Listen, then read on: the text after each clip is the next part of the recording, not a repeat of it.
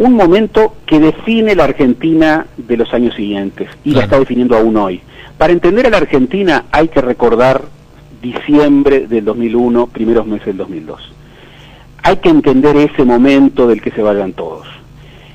Y hay que entender lo que está instalado en el alma de la mayoría de los electores argentinos, que es el terror al desgobierno, el terror a la hiperinflación, el terror a la imposibilidad de enfrentar ese reto tan difícil que es gobernar Argentina.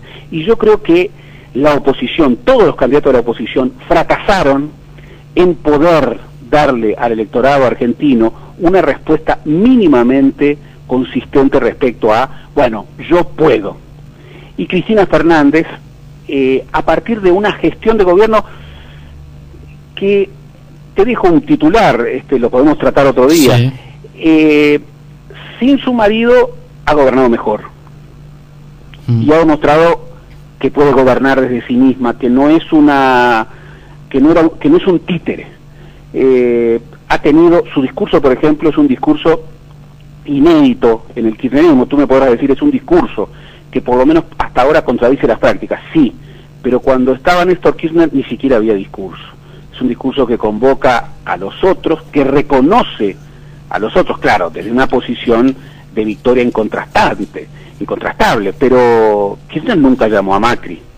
Y ahora resulta que hay un principio de comunicación entre quien gobierna la capital federal con una legitimación electoral muy fuerte, como es Mauricio Macri, y quien seguramente va a gobernar a la Argentina en los próximos años. Hay muchas razones. Yo destacaría la razón del fracaso absoluto de la oposición, y ahí doy un nombre. Alicia Carrió es la gran derrotada de esta elección, incluso ya lo ha asumido. Alicia Carrió en la última elección polarizó sus votos con Cristina Fernández de Kirchner. Cristina Fernández en la elección del 2007 obtuvo cerca del 45-46, Carrió obtuvo 24%, claro, lo cual es una gran votación. Ahora ha obtenido poco más del 3%. Es decir, esa estrategia de una negación y de una denuncia permanente liderada por Alicia Carrió, bueno, se ha demostrado muy infértil. La oposición no pudo dar una respuesta alternativa de decir, no se necesita ser Cristina Fernández de Kirchner para asegurar una mínima estabilidad al gobierno de la Argentina. Ayer leía, Gerardo, uno de los tantos análisis que se han escrito en las últimas horas, en este caso era del analista y filósofo argentino Omar Bello, que decía, la oposición no se animó a enfrentar a Cristina.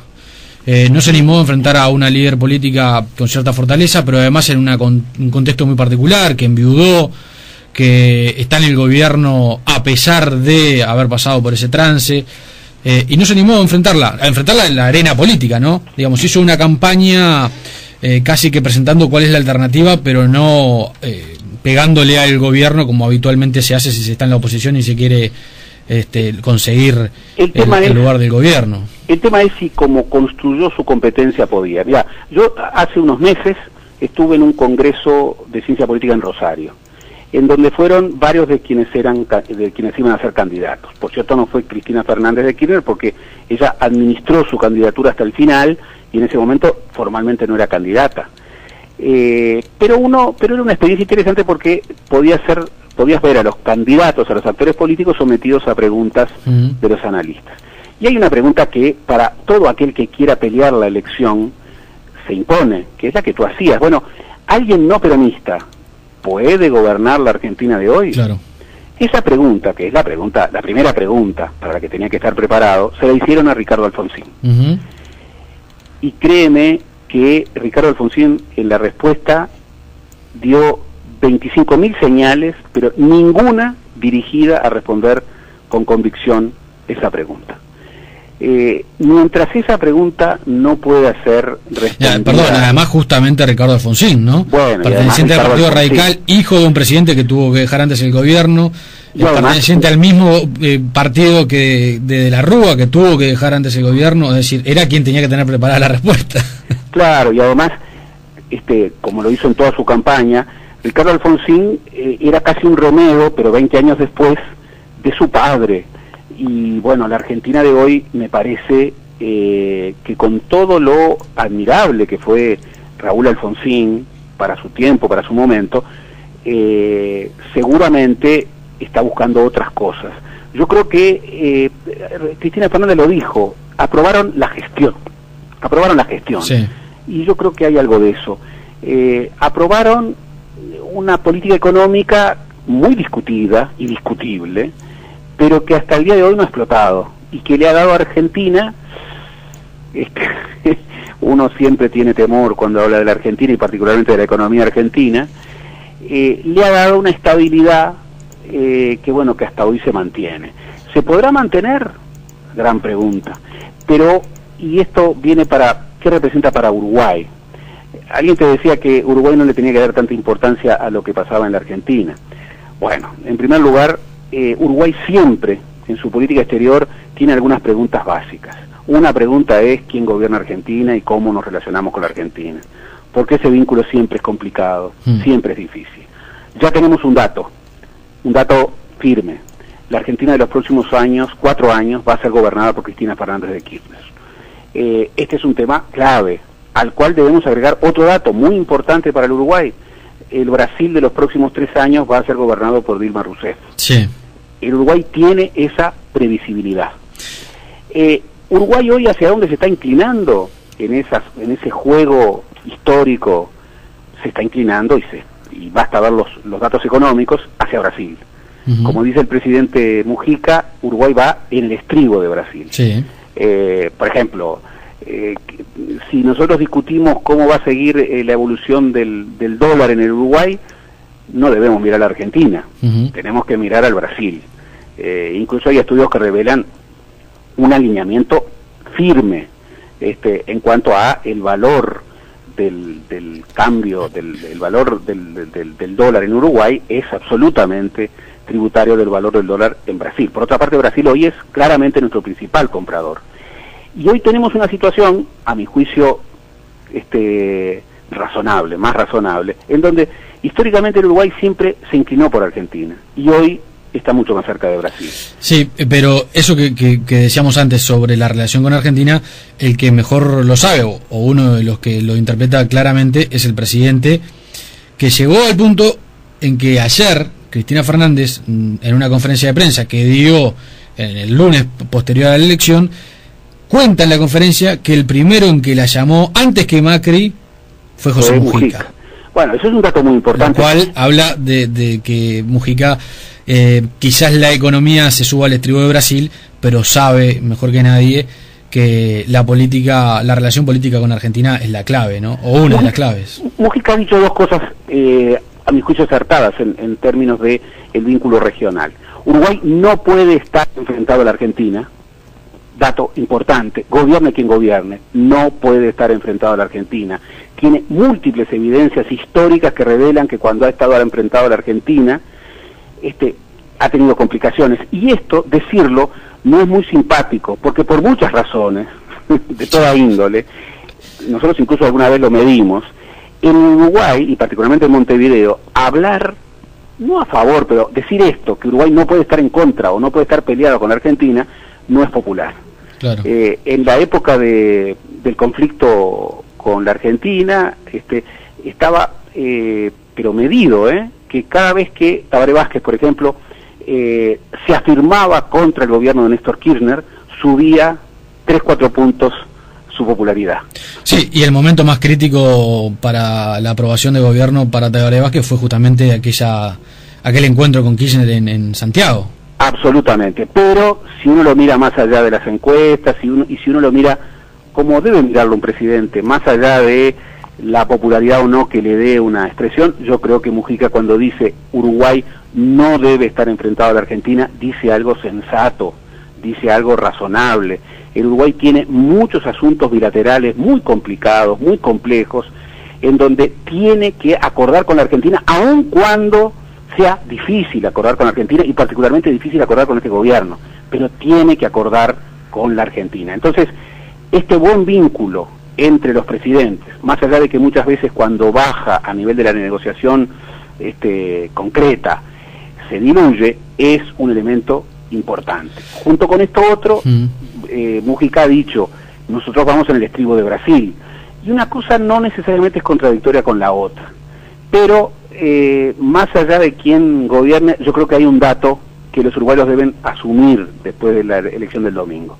La Argentina de los próximos 4 años va a ser gobernada por Cristina Fernández de Kirchner, y el Uruguay es bueno que no esté enfrentado gobierno a gobierno con la Argentina.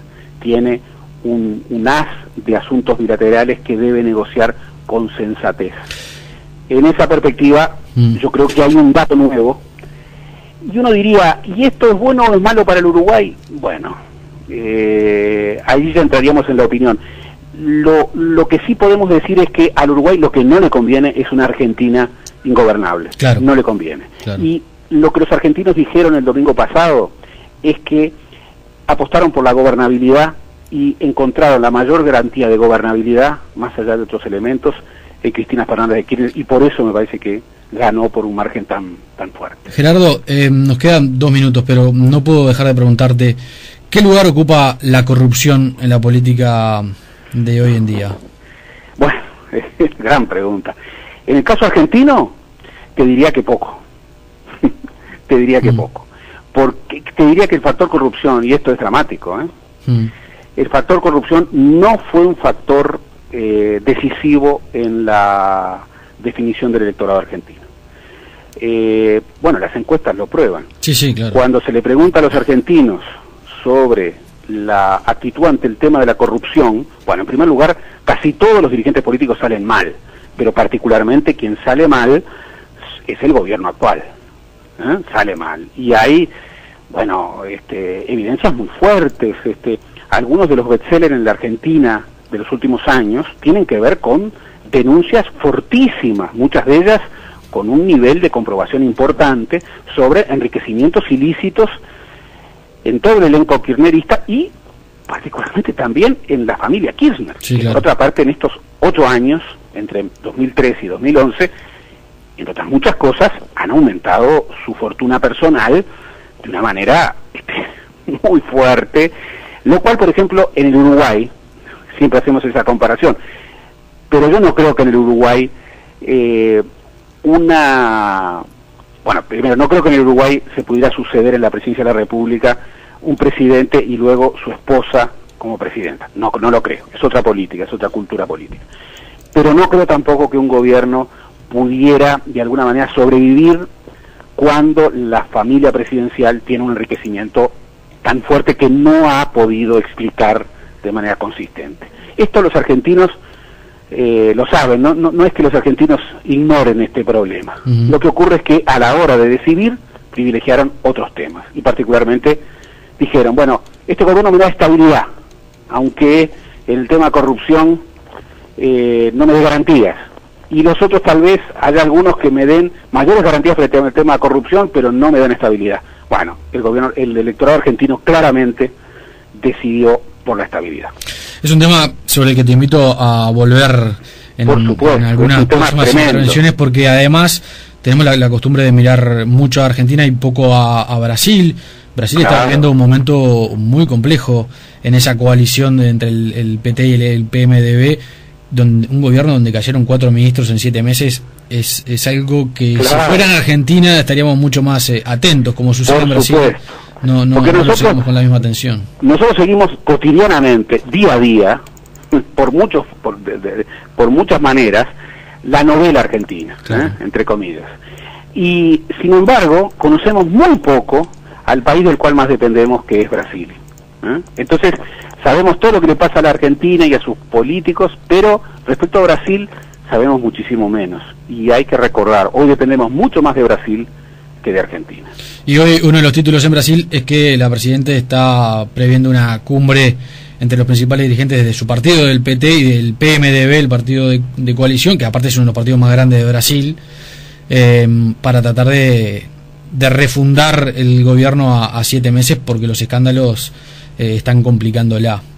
Así que nos vamos a ocupar de esto, Gerardo, si te parece. Claro que sí, tema importantísimo. Te mando un abrazo. Un abrazo, Chau, chau.